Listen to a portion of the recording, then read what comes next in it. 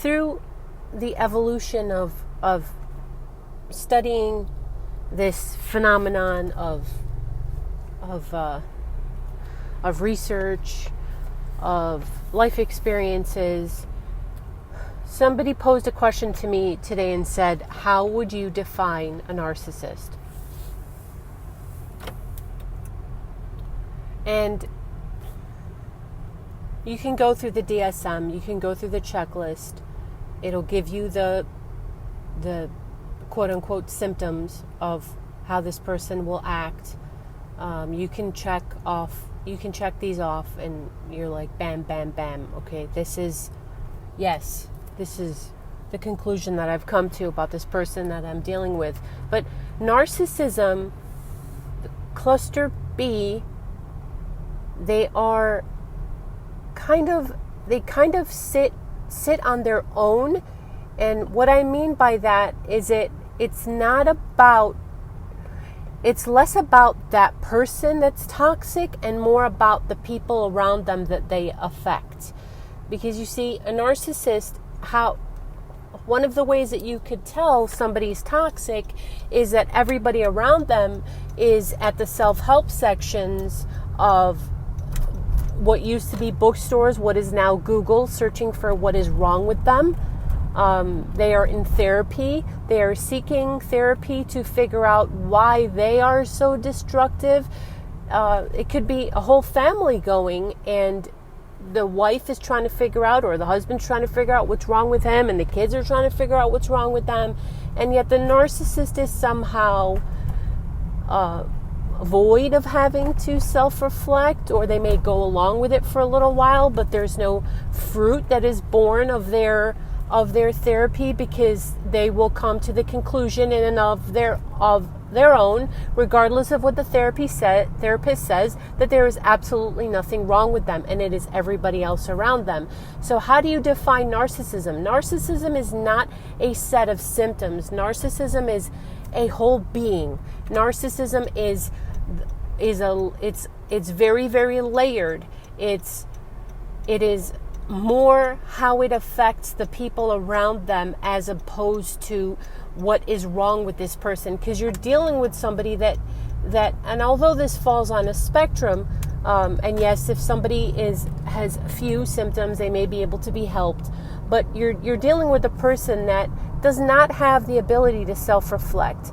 They don't have the ability because it's ingrained in their personality. This is who they are.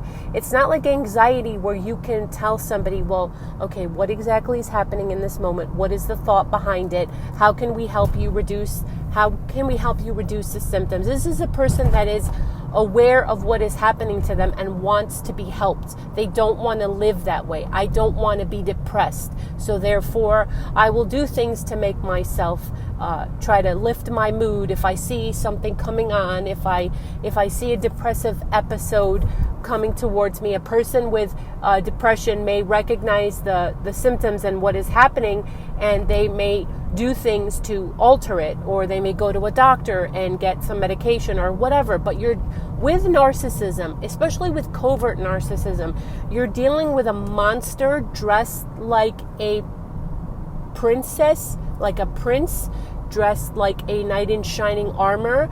This is a person that believes that what they do is in the best interest of others. So when the narcissistic parent tells you, I'm doing this for your own good, you know that I love you, right? I love you. Nobody's going to love you like I do.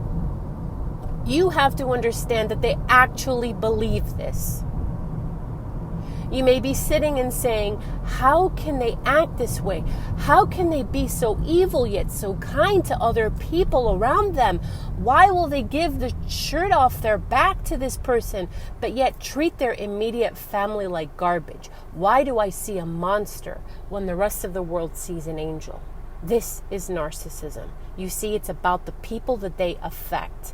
It's not about It is less about them. It's important to study them. How many of them actually go to therapy and are diagnosed as having narcissistic personality disorder or on the spectrum? That is to be, I don't know. I'm not a clinician. But it's more, narcissism is more, so I can be in a relationship with a narcissist, you see, with a covert, who behind closed doors is a monster, okay? But the rest of the world can see an angel. So who does this affect? This affects the person that is living. Narcissism is about the people that live in its toxicity. And those are the people that we need to help. Those are the people that are not believed.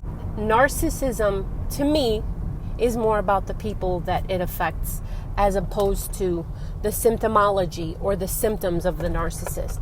Because if you've dealt with a person that has addiction, okay, an addiction to, say, one of the worst drugs on the planet, you understand they have a craving, they have a need for that drug. That is what a narcissist is like, with power and control. It's all about power. It's not about love, because if you look at 1 Corinthians 13, that tells you what the basis of love is. A narcissist is not about love, although their words may say, I love you, although their words may say, I'm doing this for your good.